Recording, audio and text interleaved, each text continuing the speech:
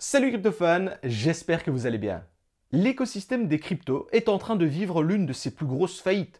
On parle de plusieurs milliards de dollars et probablement un épisode qui va marquer de façon durable les crypto-monnaies. Et malgré cela, peu de personnes en parlent pour le moment. Aujourd'hui, je vais vous parler de la faillite de la plus grosse ferme de minage de Bitcoin au monde et des conséquences que cela pourrait avoir sur le marché des crypto-monnaies. Alors, c'est parti!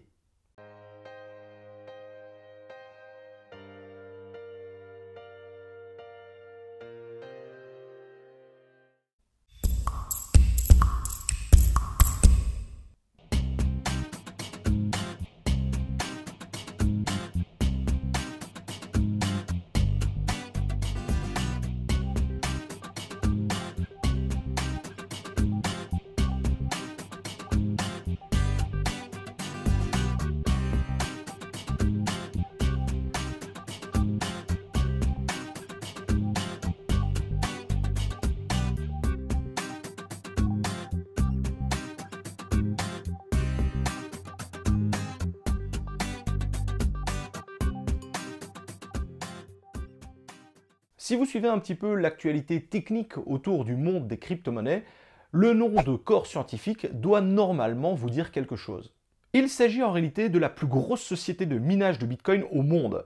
Et quand je parle de grosse société, je devrais plutôt dire énorme, car chez Core Scientific, quand on parle de machines de minage, et plus précisément des ASIC pour le Bitcoin, on parle en centaines de milliers, voire en millions de machines réparties dans leurs différentes fermes de minage. Et là, vous comprenez très rapidement pourquoi, en tant que simple particulier avec un ou deux ASIC, il est totalement impossible de lutter face à un tel mastodonte. C'est bien simple, cette gigantesque ferme de minage répartie sur différents continents représente, en fonction du moment où on regarde, entre 10 et 20% du hash rate total sur le réseau Bitcoin. Donc oui, ici on est face à une ferme de minage qui a la capacité de concurrencer un mining pool, une pool de minage, qui regroupe des dizaines et des dizaines de fermes de minage différentes. Oui, quand je vous disais que c'était énorme, c'était pas pour déconner.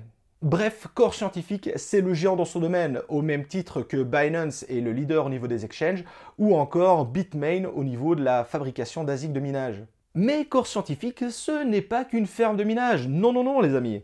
En plus de détenir leur propre machine, celle-ci mettait à disposition son savoir-faire et ses emplacements pour héberger du matériel pour des investisseurs ou d'autres sociétés. Alors, je préfère vous arrêter tout de suite, ici il n'est pas question de leur demander d'héberger votre petit ASIC seul dans son coin, sans mauvais jeu de mots. Par contre, si vous avez plusieurs dizaines de millions de dollars à investir, là vous pouvez quand même traiter avec eux et voir s'il n'y a pas une petite place pour vous. Si je vous dis Shell, le géant du carburant, ou encore BlackRock, le plus gros fonds d'investissement, ça vous parle? Eh bien c'est justement ce genre d'investisseurs que l'on retrouve chez Core Scientific.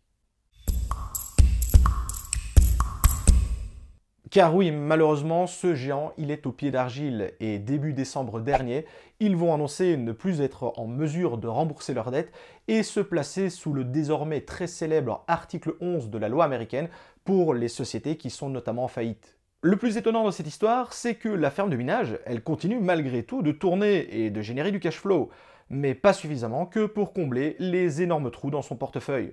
C'est donc maintenant au tour de la justice et d'éventuels repreneurs et autres investisseurs de se prononcer sur l'avenir de la société. La blockchain Bitcoin va-t-elle conserver l'un de ses plus gros validateurs de son réseau?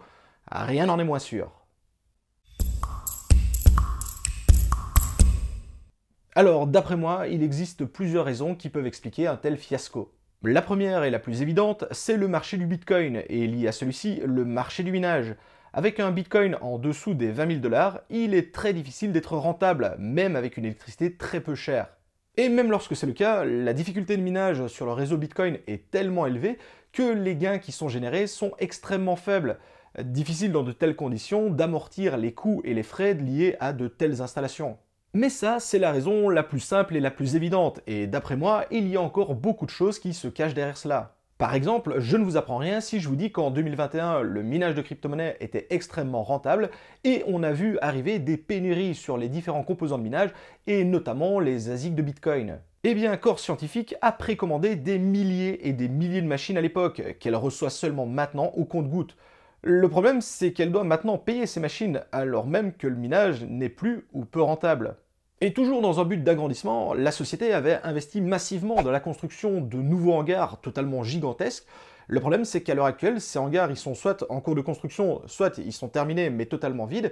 Et encore une fois, il faut bien payer pour la construction et l'entretien de ce matériel. Le but ici, c'était toujours de conserver cette place de leader et de numéro 1 sur le marché du minage de crypto-monnaies. Et malheureusement pour Core Scientific, les déboires ne s'arrêtent pas là. Je vous parlais un peu plus tôt dans la vidéo du fait qu'il y avait la possibilité pour des investisseurs de venir placer et stocker leur matériel dans leur ferme de minage. Eh bien, c'est le cas d'une autre société bien connue du nom de Celsius Network, qui avait notamment 37 000 machines en fonction, il y a encore peu de temps, chez Core Scientific. Le problème, c'est que Celsius Network, il est lui aussi sous l'article 11 américain pour cause de faillite. Mais avec le contrat signé entre les deux sociétés, les ASIC de Celsius devaient continuer de tourner, alors même que celui-ci ne payait pas l'hébergement depuis de nombreuses semaines. Et ici, on parle quand même d'un coût journalier de 2 millions de dollars pour faire tourner ces machines.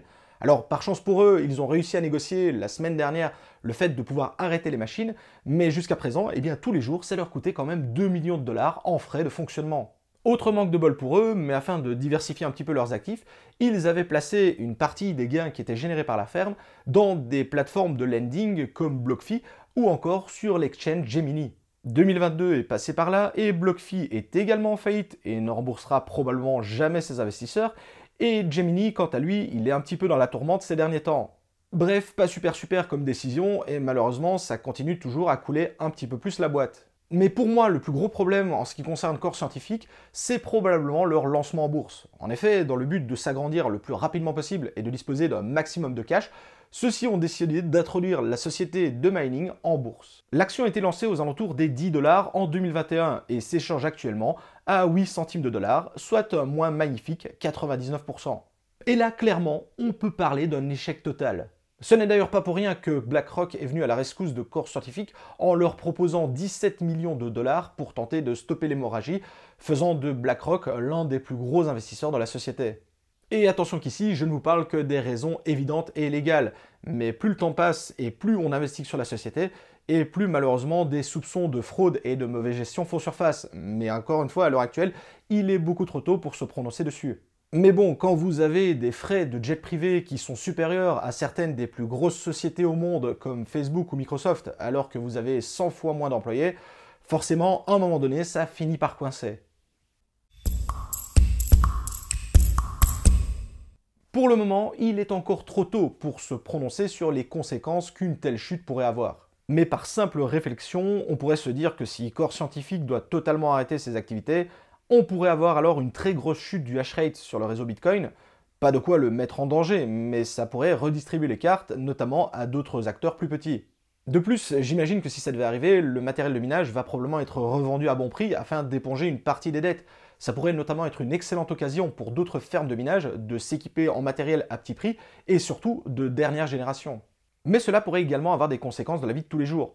En effet, les fermes de minage, elles utilisaient le surplus de production des centrales électriques, mais également elles venaient récupérer une partie des fameux flare gas des torchères pour fonctionner, apportant de précieux revenus supplémentaires à ces sociétés. Si demain on doit fermer la vanne, il faudra voir comment ces sociétés vont s'en sortir et notamment revoir probablement leur modèle économique qui reposait sur un apport constant de cash par ces sociétés de minage. Mais dans l'ensemble, Bitcoin et son réseau ne risquent rien, du moins pour le moment. Voilà les amis, j'espère que ce nouveau format de vidéo vous aura plu. N'hésitez pas à me partager votre avis en commentaire et partagez également votre avis sur la situation concernant Core Scientific. Si la vidéo vous a plu, un petit like, un petit j'aime, ça ne fait vraiment pas de mal pour le moment à la chaîne. Je vous souhaite à tous d'excellents investissements dans le monde des crypto-monnaies. C'était M. TK. Ciao les crypto-fans.